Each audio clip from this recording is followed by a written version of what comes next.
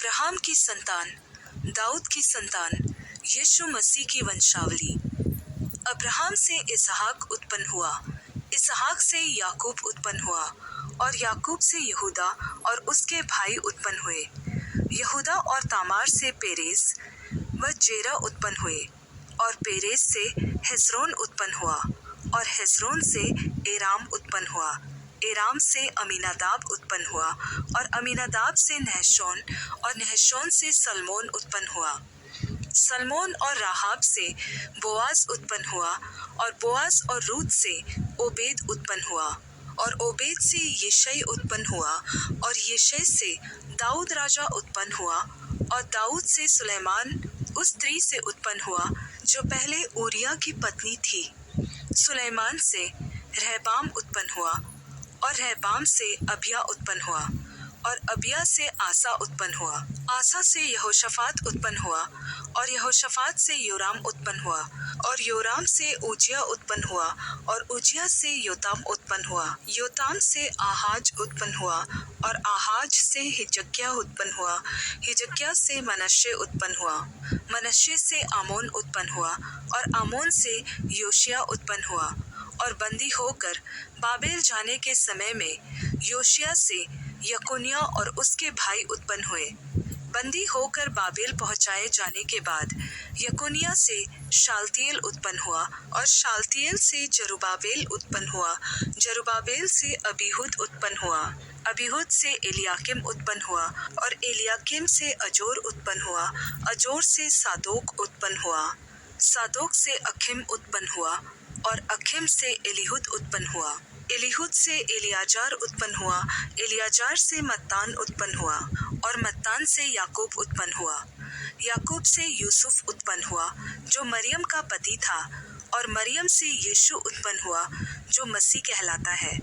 Abraham से दाऊद तक सब 14 पीढ़ी हुई, और दाऊद से बाबेल को बंदी होकर पहुंचाए जाने तक 14 पीढ़ी, और बंदी होकर बाबेल को पहुंचाए जाने के समय से लेकर मसीह तक 14 पीढ़ी हुई। अब यीशु मसीह का जन्म इस प्रकार से हुआ कि जब उसकी माता मरियम की मंगनी यूसुफ के साथ हो गई, तो उनके इकट्ठे होने के पहले से वह पवित्र आत्मा की ओर से गर्भवती पाई गई। अतः उसके पति यूसुफ ने, जो धर्मी था और उसे बदनाम करना नहीं चाहता था, उसे चुपके से त्याग देने की मनसा की। जब वह इन बातों की सोच ही में था, तो परमेश्वर का स्वर्गदूत उसे स्वप्न में दिखाई देकर कहने लगा, हे यूसुफ, दाऊद की संतान, तू अपनी पत्नी मरियम को अपने यहाँ ले आने से मत डर, क्योंकि जो उसके गर्भ में है वह पवित्र आत्मा की ओर से है। वह पुत्र जनेगी, और तू उसका नाम यीशु रखना, क्योंकि वह अपने लोगों का उनके पापों से उद्धार करेगा। यह सब कुछ इसलिए हुआ कि जो वचन प्रभु ने भविष्यद्वक्ता के द्वारा कहा था वह पूरा हो। देखो, एक कुंवारी गर्भवती होगी और एक पुत्र जनेगी, और उसका नाम इम्मानुएल रखा जाएगा, जिसका अर्थ है परमेश्वर हमारे साथ। तब यूसुफ नींद से जागकर परमेश्वर के दूत की आज्ञा अनुसार अपनी पत्नी को अपने यहाँ ले आया, और जब तक वह पुत्र न जनी तब तक वह उसके पास न गया, और उसने उसका नाम यीशु रखा।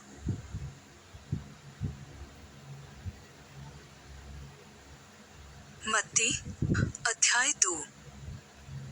हेरोदेस राजा के दिनों में जब यहूदिया के बेतलहम में यीशु का जन्म हुआ, तब पूर्व से कई ज्योतिषी यरूशलेम में आकर पूछने लगे, यहूदियों का राजा जिसका जन्म हुआ है कहाँ है?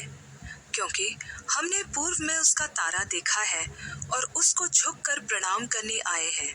यह सुनकर हेरोदेस राजा और उसके साथ सारा यरूशलेम घबरा गया, और उसने लोगों के सब प्रधान याजकों और शास्त्रियों को इकट्ठा करके उनसे पूछा, मसीह का जन्म कहाँ होना चाहिए? उन्होंने उससे कहा, यहूदिया के बेतलहम में, क्योंकि भविष्यद्वक्ता के द्वारा लिखा गया है, हे बेतलहम, यहूदा के प्रदेश, तू किसी भी रीति से यहूदा के अधिकारियों में सबसे छोटा नहीं, क्योंकि तुझ में से एक अधिपति निकलेगा जो मेरी प्रजा इस्राएल का चरवाहा बनेगा।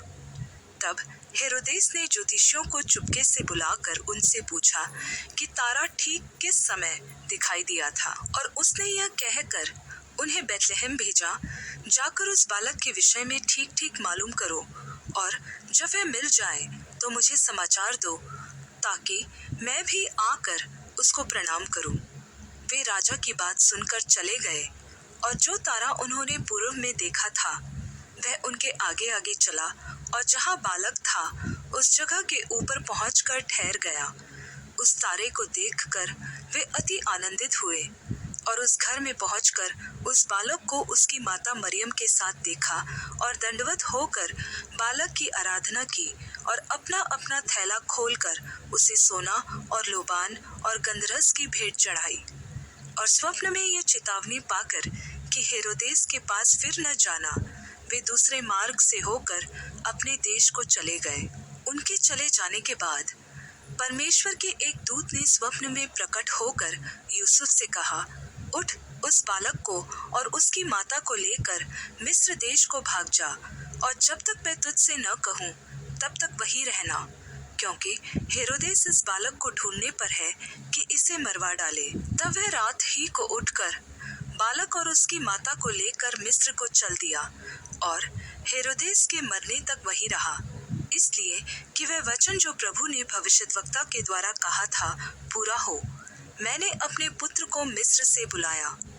जब हेरोदेस ने यह देखा कि ज्योतिषियों ने उसके साथ धोखा किया है, तब वह क्रोध से भर गया, और लोगों को भेजकर ज्योतिषियों से ठीक ठीक पूछे हुए समय के अनुसार बेतलहम और उसके आसपास के स्थानों के सब लड़कों को जो 2 वर्ष के या उससे छोटे थे मरवा डाला। तब जो वचन यिर्मयाह भविष्यद्वक्ता के द्वारा कहा गया था वह पूरा हुआ। रामा में एक करुण नाद सुनाई दिया, रोना और बड़ा विलाप। राहेल अपने बालकों के लिए रो रही थी और शांत होना न चाहती थी, क्योंकि वे अब नहीं रहे। हेरोदेस के मरने के बाद प्रभु के दूत ने मिस्र में यूसुफ को स्वप्न में प्रकट होकर कहा, उठ, बालक और उसकी माता को लेकर इस्राएल के देश में चला जा, क्योंकि जो बालक के प्राण लेना चाहते थे वे मर गए। वह उठा और बालक और उसकी माता को साथ लेकर इस्राएल के देश में आया, परंतु यह सुनकर कि अरखिलाउस अपने पिता हेरोदेस की जगह यहूदिया पर राज कर रहा है, वहां जाने से डरा, और स्वप्न में परमेश्वर से चेतावनी पाकर गलील प्रदेश में चला गया और नासरत नामक नगर में जा बसा, ताकि वह वचन पूरा हो जो भविष्यद्वक्ताओं के द्वारा कहा गया था, वह नासरी कहलाएगा।